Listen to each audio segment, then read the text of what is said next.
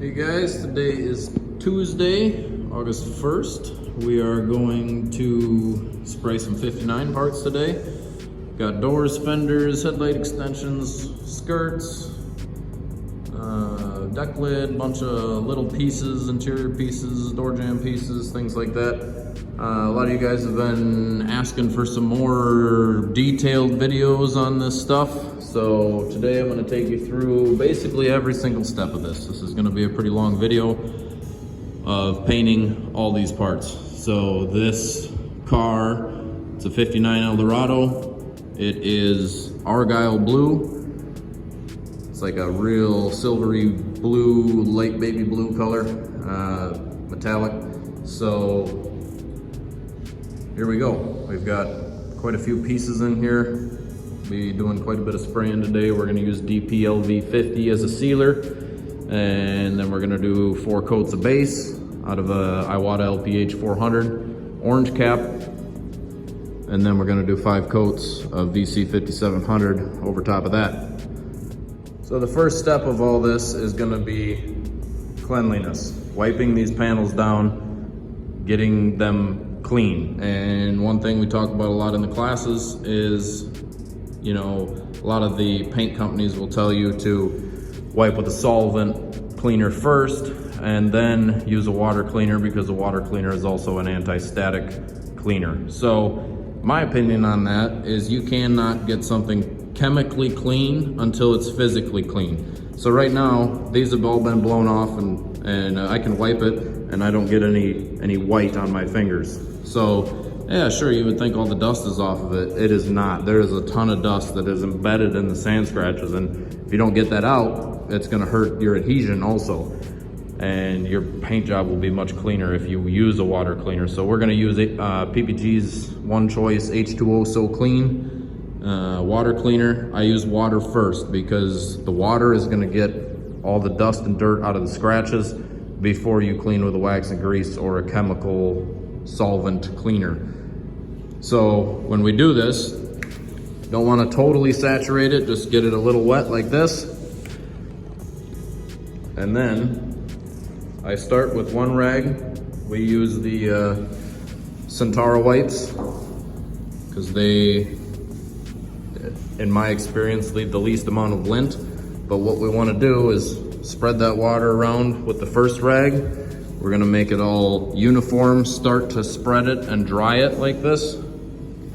And you don't have to do the entire panel at once, but you can see all the dirt that I'm getting off of this just with a few wipes. So we kind of get it all spread out, and this water cleaner, you're gonna wanna keep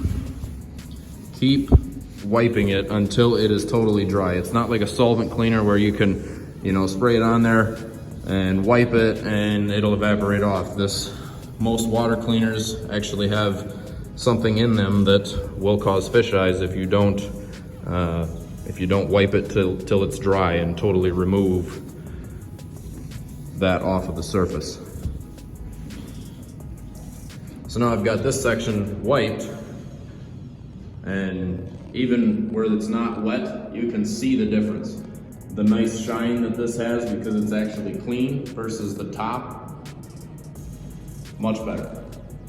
So now I've got everything in here wiped with the water cleaner, except for the bare metal pieces. You don't want to use a water cleaner on bare metal pieces. Like we've got some little hinge covers and things that are just blasted. They don't need any work. We're just gonna paint them. We're not gonna use water cleaner on that kind of stuff. So what we're gonna use now is DX320. It is a solvent cleaner. And when I do spray this, I wanna spray it where I'm wetting the entire panel, totally wet, because how this type of cleaner is designed to work is any wax or greases, why they call it wax and grease remover, but any wax or grease is gonna actually get lifted to the surface by this. And then when I come in and I wipe this, I'm gonna wanna wipe 2 passes, flip the rag. Wipe 2 passes, kind of work it down, get it all, just like with the water, we wanna, now that rag's spent. So now we grab a new rag and we're gonna wipe this till it's dry, just like the water cleaner. This will dry a lot faster than the water cleaner. As you can see, it's starting to be almost dry by now. So, and different wax and grease removers have different evaporation rates for how big of area you're trying to do or how aggressive of a cleaning you're trying to do. But I like to use DX320. So for our sealer, we're going to use DP50LV as a sealer. This is an epoxy primer, but we are going to use it as a sealer for a few different reasons. A urethane sealer will create a lift window, and we've got a video on all of this on YouTube. But long story short, we've got pieces in there that are primed. We've got pieces that are in bare metal. So few different options. We could acid etch prime the bare metal pieces and then go to a urethane sealer. But the only thing with a urethane sealer is urethanes are breathable. So that will actually breathe moisture in to that urethane sealer, where using an epoxy as a sealer is a lot more bulletproof because epoxy is not breathable. Another reason that we're going to use epoxy is the lift window. If I put sealer down, urethane sealer, like DAS sealer, I'll create a 1 hour lift window. If I do that and I go to put base on it after an hour, it will lift and wrinkle and it'll be a real bad day. Where DP50, LV, and most epoxies for that matter have a recoat window of up to 7 days, they say. We're not gonna be pushing the limits up to 7 days. We're gonna do 1 coat of DPLV as a sealer, and we're gonna give it an hour flash time, and we're gonna go to base.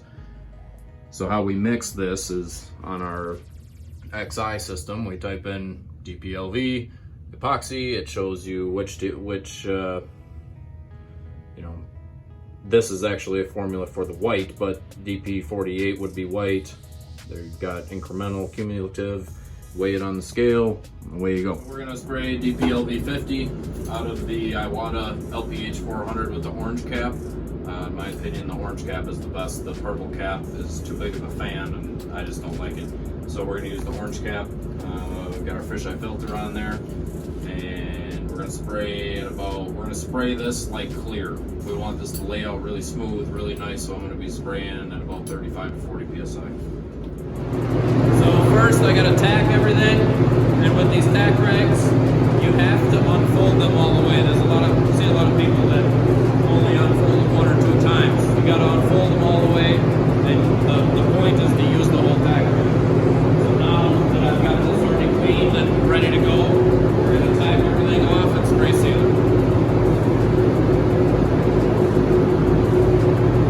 So anytime we're spraying, especially the first coat sealer, I always start in the front of the booth where the air is getting pulled out, because everything's going to come this way. If I start back there, when I get up here, the overspray is going to be somewhat dried onto the panel and it's going to turn out gravelly. So we always want to keep everything in the front wet and work our way back, because as that overspray works into this wet sealer, it'll melt in, no issues.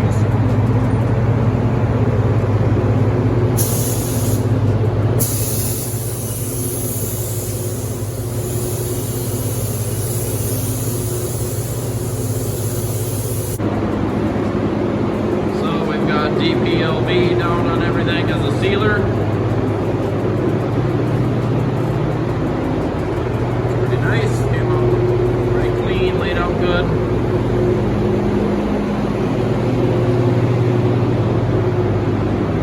So now we give this about an hour, we go to color. So now we're going to come in, spray our base. This is Argyle Blue, 59 Cadillac color. It's kind of a light blue, silver color, gray, a little bit gray. We're going to use the LPH 400 orange cap with the 1.3. Deltron DBC base. We're using D872 reducer, which is a global reducer, but it is a higher quality reducer than the Deltron Series DT reducers.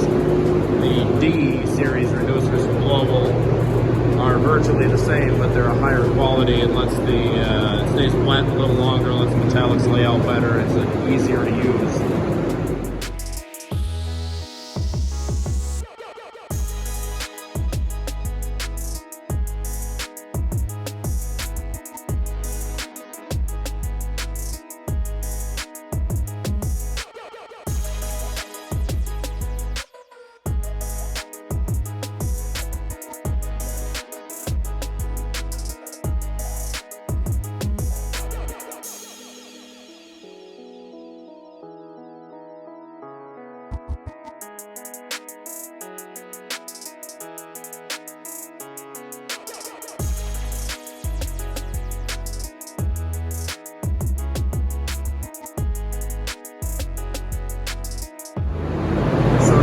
Got 3 coats of base down. We're going to come in with a sunlight. We're going to check for coverage. We're going to check for modeling. Going to check our edges, make sure everything's covered down here. Edges, back sides, corners, tops, bottoms, whatnot. A very critical place to check is door edges.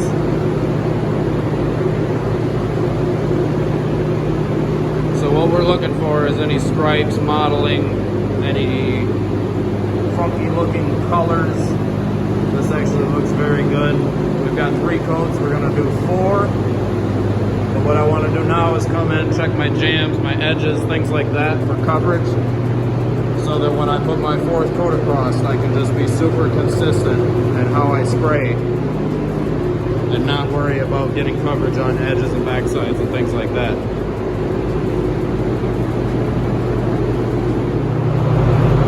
There we have it, 4 coats of DBC, Argyle blue, laid out very nice, very silky, smooth, color looks good.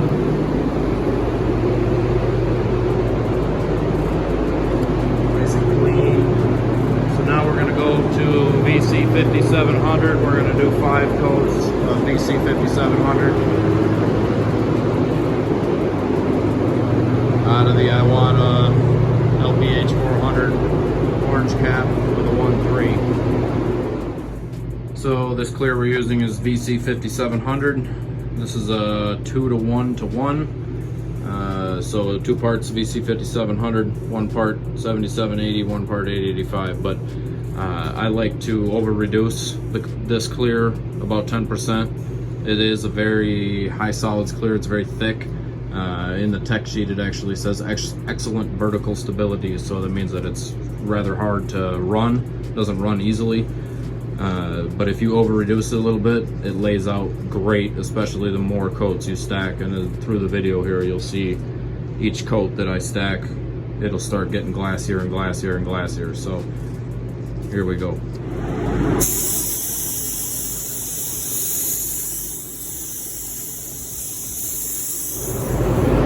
Right now we've got 2 coats of VC 5700 down on the face of the panels. You see I don't have any clear on the jams yet. The jams don't necessarily need 5 coats of clear because we're going to cut the clear off the outside. That's why we do 5 coats. So we're going to do 3 coats on the inside. So on my 3rd coat, that's going to be my 1st coat on the inside.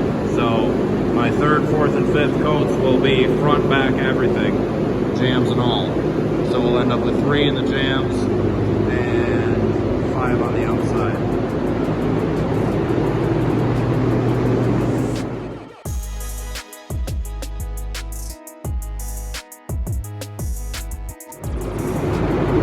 There we go. 5 coats of VC 5700. Laid out real nice.